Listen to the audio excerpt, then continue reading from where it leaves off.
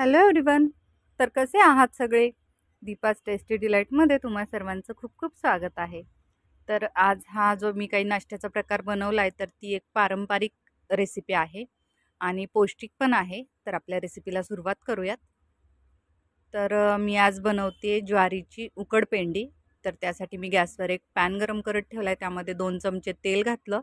तेल छान गरम झालं की त्यामध्ये थोडंसं हिंग घातलंय, त्यानंतर अर्धा चमचा मोहरी, अर्धा चमचा जिरं घातले, त्यानंतर 5 ते 6 कढीपत्त्याची पाने घातलेत. ते सगळं छान असं तडतडलं की मग नंतर मी त्यामध्ये घालणार आहे बारीक चिरलेल्या हिरव्या मिरच्या.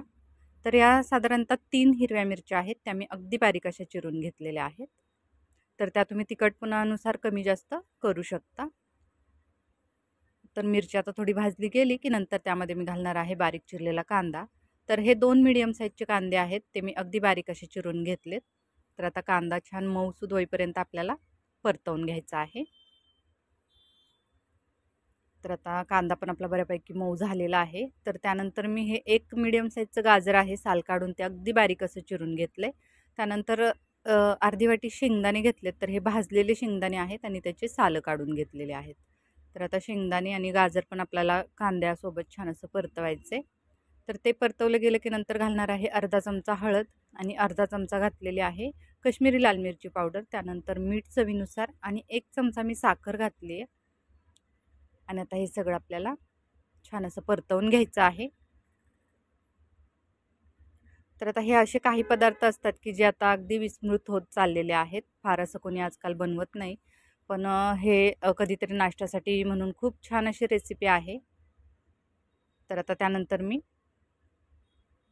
1 वाटी ज्वारीचं पीठ घातलेलं आहे. सगळं ते छान परतवलं गेलं की नंतर 1 वाटी ज्वारीचं पीठ घातलं आहे आणि आता ज्वारीचं पीठ बाकी आपल्याला एक साधारणतः 5 मिनटं तरी अगदी लो टू मीडियम गॅसवर म्हणजे खमंग एकदम त्याचा सुवास येईपर्यंत आपल्याला परतवून घ्यायचं आहे.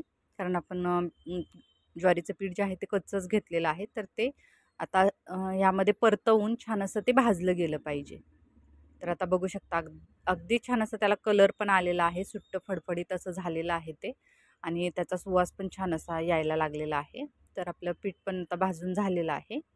त्यानंतर मी हे दही घातलं आहे अर्धी वाटी. तर हे गोड दही आहे, म्हणजे फार आंबट नाही आहे. आंबट असेल तर ते तुम्ही कमी जास्त असं करू शकता.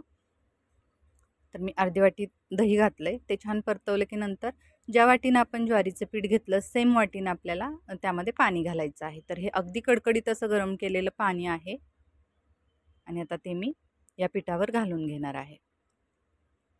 आणि आता आपल्याला हे सगळं छान असं मिक्स करून परतवून घ्यायचं आहे. तर अगदी हलक्या हातानं मी ते सगळं मिक्स करते आणि गाठी वगैरे नाही राहिल्या पाहिजेत. तशा होत नाहीत गाठी विशेषतः.